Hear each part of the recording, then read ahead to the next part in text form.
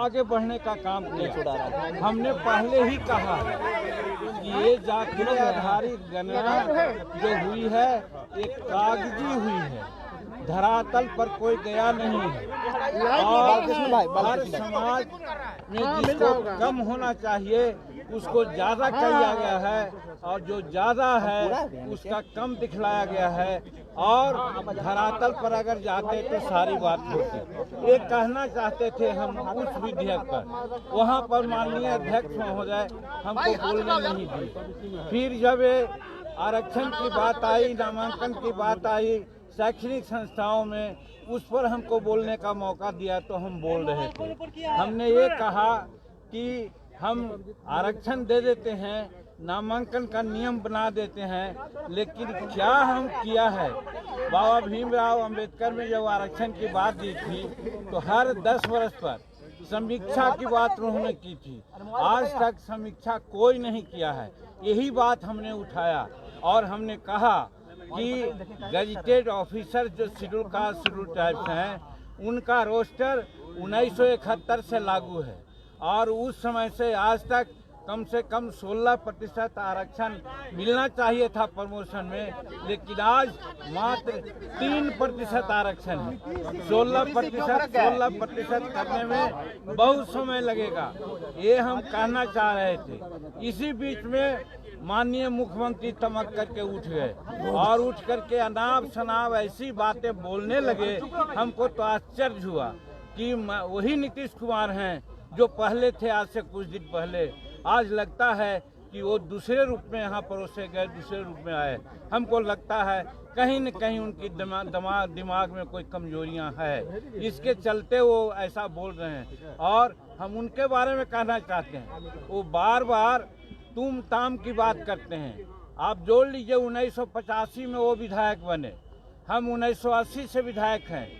उम्र में वो 74 साल के हैं, उम्र में हम 80 साल के हैं। तो वैसी परिस्थिति में तुम ताम करना कहाँ का उचित है, उसमें भी विधानसभा में। इसलिए हमको लगता है कि मानसिक संतुलन वो खो बैठे हैं, इसलिए वो ऐसा करते हैं। पहली बात। दूसरी बात, एक बार कहते हैं हमने तुमको मुख्यमंत्री बनाया।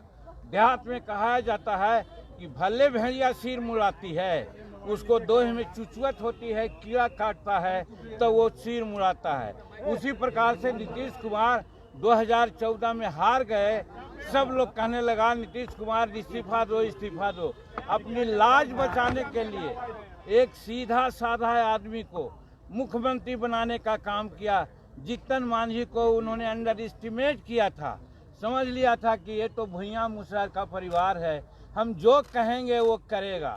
आप लोग भी इसका गवाह हैं कि 2 महीना तक मुख्यमंत्री के रूप में उनकी बातें हमने कही। आप लोगों ने कहा कि जीतन मांझी रबर स्टैंप हैं, जीतन मांझी रिमोट से चल रहे हैं। सही बात है, हम आपको धन्यवाद देते हैं।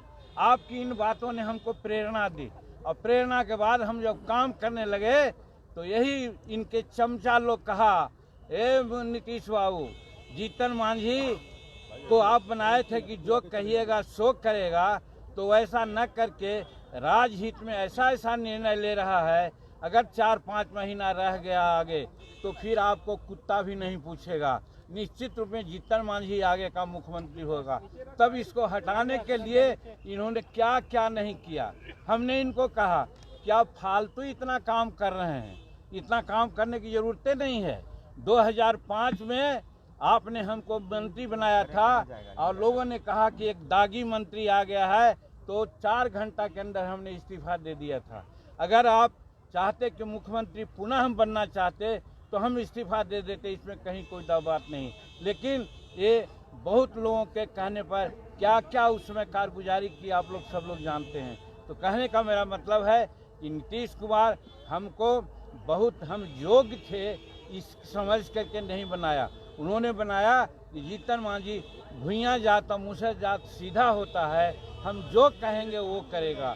लेकिन हम 9 महीना में जो किया आपके सामने है। और आज जब हम विधानसभा में आरक्षण पर बोलने की बात किया, हम अगर न बोलते तो कौन बोलता।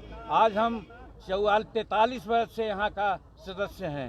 मुख्यमंत्री के पद पर रह करके और मंत्री पद पर रह करके, राज्य मंत्री के पद पर रह करके, उप मंत्री के रह करके हमने जो अनुभव किया, अनुभव शेयर करना चाहते थे और शेड्यूल कास्ट, शेड्यूल ट्राइब्स को उचित हक मिले। इसी के लिए हमने कहा कि आज 16% आरक्षण है, लेकिन आप जानते हैं कि कितना आरक्षण लाभ है और कितना लोग लाभान्वित हुआ है। आज हुआ है 7% आरक्षण है। इसको कौन देखेगा? आज 15 साल से ही हैं, इनके बड़े भाई छोटे भाई भी 15 साल से, 30 साल से आज 75, 73, 74 वर्ष हो गया। आज हम लोग मात्र 7 और 8% है, हमारा होना चाहिए 16%। अब जब ये आगे बढ़ा रहे हैं, 20% कर रहे हैं, तो 20% करने से क्या फ़ायदा है जब ये नहीं देखेंगे कि हमको 20% लाभ मिलता है या नहीं। यही कहना चाहते थे, लेकिन इस बात को सुनना नहीं चाहते थे।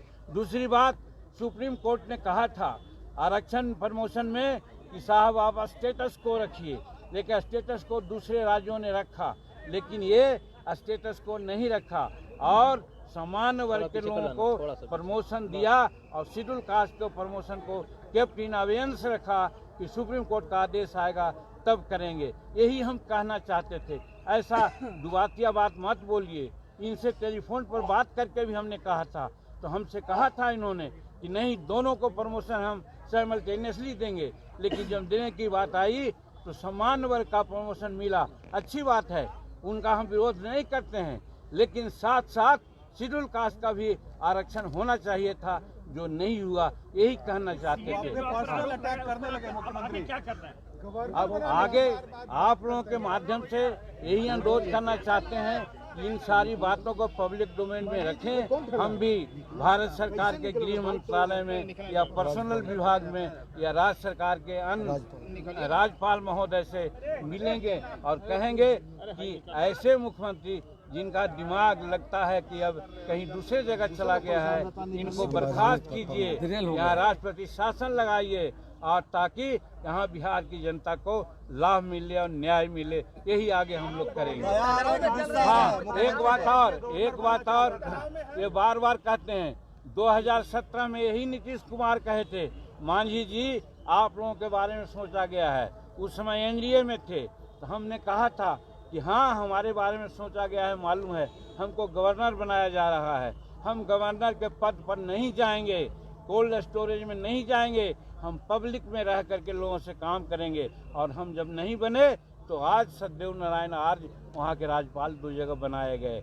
और आज की बात जहाँ तक है, बात कहीं उठती है, हम कहते हैं कि हम विधायक रहें न रहें, मेंबर पार्लियामेंट रहें न रहें, जब तक हमारे नस में एक बूंद भी खून है, पब्लिक से डायरेक्ट कांटेक्ट करके पब्लिक का सेवा करना चाहेंगे। हम राज्यपाल स्वप्न में भी नहीं सोचा है, हम राज्यपाल नहीं बनना चाहते हैं। ये लोग हमको ख्याली पुलाव या सब विभाग दिखलाना चाहते थे, अपने तरफ कहते थे आ जाओ मेरी पार्टी में आ जाओ। हम क्यों उनके पार्टी में जाते? हम हिंदुस्तानी अवाम मोर्चा सेकुलर बनाया है, गरीबों के लिए बनाया है, 34-35 निर्णय अपने मुख्यमंत्री काल में लिया है। इसको इन्होंने मर्सिलेसली कुछ नहीं देखा, सबको कैंसिल कर दिया। अगर वो आज रहता, लागू होता, तो आज बिहार की स्थिति आगे बढ़ती। आज ये फिजूल खर्ची में पड़े हुए हैं। बताइए, नया म्यूजियम हाउस से पुराना म्यूजियम हाउस में अंडरग्राउंड जो बनाया जा रहा है 6000 करोड़ रुपया की क्या जरूरत थी? गवर्नर से कब मिलेंगे आप? दूसरी बात ये हम कहना चाहते हैं कि आज पैसा है तो आज गरीबों को जो 60 वर्ष 70 वर्ष गुजार दिया, उनको पेंशन देना चाहिए। अगल बगल के लोगों को 1000 रुपया, 1500 रुपया और 2000 पेंशन मिलता है। यहाँ 200 रुपया पेंशन मिलता था, जिसको 200 हम बढ़ाया, 400 रुपया मिलता है। उससे कोई फायदा होने को है क्या? नहीं, हमको दया आ रही है उनके दिमागी की स्थिति को देख करके कि जो आदमी 15 साल 18 साल मुख्यमंत्री बिहार के रहने का काम किया, आज इस स्थिति में आ गए कि अपने अस्तित्व को भी वो न समझ रहे हैं। और कल ही 3 दिन पहले 2 दिन पहले महिलाओं के बारे में क्या कहा, समूचे दुनिया थू थू कर रही है। यही आप समझ सकते हैं इनका दिमागी की स्थिति क्या है। गवर्नर से कब मिलेंगे, कहाँ शिकायत करेंगे? हम लोग अभी कहा कि हम लोग राज्यपाल के यहाँ चलेंगे, जाएंगे समय और लेकर। सारी बात को उनसे समय लेकर के बात करेंगे। कुछ तनाव में है क्या नीतीश कुमार? देख अब वो अब एक चीज सुन लिया जाए कि महिलाओं का अपमान करना, अनुसूचित जाति का अपमान करना, अति पिछड़ों के साथ धोखा करना, ये गलत है। ये तमाम विषय के कारण ये बौखलाए हुए हैं। चलिए ठीक है, हो गया।